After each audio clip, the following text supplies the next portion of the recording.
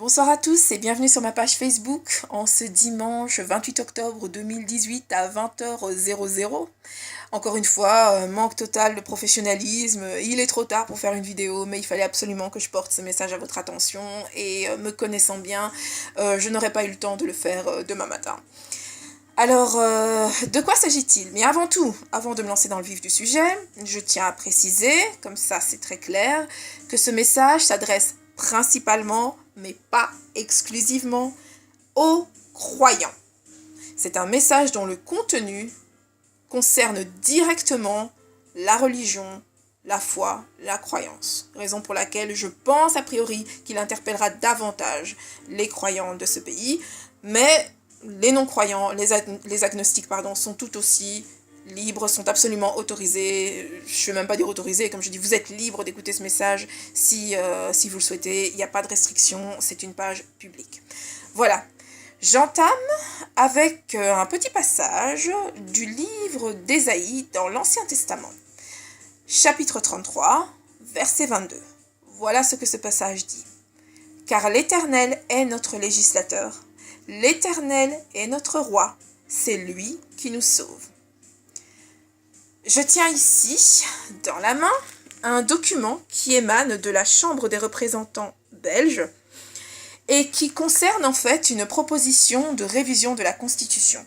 La Constitution, c'est donc ce document fondateur qui consacre les droits et les libertés des citoyens belges depuis l'indépendance de la Belgique et qui, en son article 19, consacre précisément le droit à la liberté de religion. Alors je paraphrase, donc l'article 19 de la Constitution, eh bien il accorde donc à l'individu, au citoyen, à la citoyenne belge, donc le droit d'avoir une religion, d'exercer cette religion, de vivre sa vie en fonction de cette religion. Ça, c'est l'article 19 de la Constitution tel qu'il a toujours existé. Aujourd'hui, cette proposition, qui a été déposée à la Chambre, d'après le document, par Madame la députée Loretta Collings et consorts, pour reprendre les termes de ce document, à la date du 13 septembre 2018, concerne précisément la liberté de religion et ce que nous appelons communément la laïcité. Alors je veux préciser une chose. Bien que je sois chrétienne, je ne suis absolument pas contre la laïcité. La laïcité, par définition, c'est le libre arbitre en fait. C'est le respect de la foi, de la croyance d'autrui, mais aussi c'est ce respect qui doit cohabiter avec le droit de ne pas partager ses convictions, les convictions de son prochain. Je suis d'accord avec ce principe, parce que je crois personnellement en tant que chrétienne que Dieu est un gentleman et qu'il n'oblige personne à croire en lui. Ça, c'est ma foi personnelle, je ne l'impose à personne, c'est ma foi personnelle.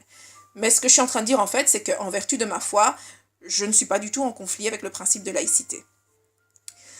Ce qu'il me semble détecter dans ce document, c'est beaucoup plus que de la laïcité. En fait, en vertu de cette proposition de loi, la Constitution belge devrait, à partir de maintenant, à partir du moment où cette proposition sera prise en compte, si elle l'est, la Constitution belge, je disais, devra consacrer explicitement la laïcité de l'État. Ce qui donnerait à ce moment-là, en vertu de ce que je lis ici, de ce que j'ai lu dans ce document que je partagerai sur la page Facebook, ça signifierait donc que l'État serait en droit de définir lui-même ce que sont les libertés et valeurs fondamentales de chaque individu, et notre foi, à nous les gens, les croyants, eh bien ne pourra pas, en fait elle sera subordonnée à cette définition de valeurs et de droits fondamentaux. Ce document est en train de dire en fait, et c'est ça en fait qui m'interpelle un petit peu, je prends la page 5, l'avant-dernier paragraphe, vous le voyez j'espère. Ce qu'il dit ici, en fait il donne ici une définition du terme séculier. Alors je regarde la caméra mais je regarde le document en même temps pour pouvoir vous lire mot pour mot ce qu'il dit. Il définit le terme séculier de la manière suivante. Séculier signifie qu'en tant que citoyen, vous ne vous déterminez pas en premier lieu à partir d'une croyance. Vous êtes d'abord membre d'une communauté et seulement ensuite croyant, quelle que soit cette croyance ou non-croyance. Je suis pas d'accord avec ça. Voilà, je le dis clairement. Je crois qu'en tant que chrétienne, j'appartiens d'abord à Christ, avant tout. Et ensuite à la communauté dans laquelle je crois qu'il m'a placé. Là, le document dit exactement l'inverse. D'après cette proposition de loi, c'est la communauté et donc l'État d'abord et ensuite Dieu. Je pense qu'en tant que chrétien ou musulman ou juif, quelle que soit votre foi, je pense que vous pouvez peut-être voir là le conflit qui se place en fait entre nos convictions, vos convictions et la conviction des auteurs de cette proposition de loi. Donc je crois que cette proposition consacre, ce n'est pas tellement la laïcité de l'État, qui de fait était déjà existante, mais plutôt une espèce de militantisme laïciste en fait, qui vise à, je crois, sincèrement, à donner une place de moindre importance en fait à la religion de l'individu. Alors, cette proposition de loi, cette proposition de réforme stipule explicitement qu'il y a séparation entre l'État et la religion. Ok, on veut bien. Mais ce que je lis ici, ce n'est pas séparation de l'État et de la religion. Ce que je lis ici, c'est séparation par l'État de l'individu et de sa religion. Et ça, je pense que c'est dangereux. Ce que je vois, c'est que c'est l'amorce en fait d'une espèce de religion d'État qui décrète ce en quoi j'ai le droit de croire, qui décide à ma place de la mesure dans laquelle je peux pratiquer ma religion, je peux croire en moi-même.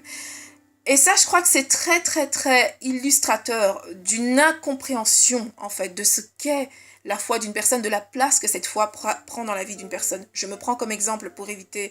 je me prends comme exemple parce que je crois que je suis le meilleur exemple que je puisse prendre puisque je me connais mieux que je connais mon prochain. Eh bien, je vis ma vie en fonction de ma foi. Ma foi, c'est pas juste un manteau que je mets pour sortir et que j'enlève au moment où j'entre au bureau à la maison. Non. Ma foi, j'ai envie de dire, elle est quasiment inscrite dans mon ADN. Elle fait partie de moi. Me demander de la mettre de côté pour me subordonner en fait à une religion d'État, puisque je crois que c'est vraiment de cela qu'il s'agit au cours de mes interactions avec les autres, sous peine de sanctions, parce que je crois que ce texte implicitement est en train d'insinuer qu'il y aurait des sanctions pour ceux qui ne se soumettent pas à la religion d'État. Mais ça, c'est tout simplement me demander d'arrêter d'être moi-même.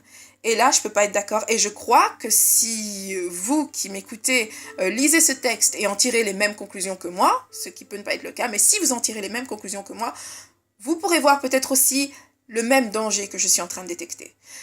Je vais donc m'arrêter là et vous inviter à lire cette proposition de réforme de la Constitution. Je vais je vais la télécharger sur la page. Elle n'est pas très épaisse, hein, c'est juste quelques pages. Donc ça se lit d'une traite. Et je vous invite à l'issue de cette lecture, quand vous avez le temps, à me faire part de votre feedback. Qu'est-ce que vous en pensez ? Pour ma part, je crois que en tant que croyant belge, nous avons notre mot à dire sur cette proposition. Je crois qu'elle ne laisse pas beaucoup de place donc à notre foi, à notre religion, et elle peut présenter en fait complètement, j'ai envie de dire, un conflit d'intérêts entre l'État et la religion. Voilà, ce sera tout pour aujourd'hui. Voilà, j'espère que le message aura été assez clair et condensé. Et j'attends votre feedback. Donc comme j'ai dit, je télécharge la proposition de loi sur la page. Je vous invite à la regarder et venez qu'on en discute. Voilà, je vous remercie. Bonne soirée à tous, au revoir.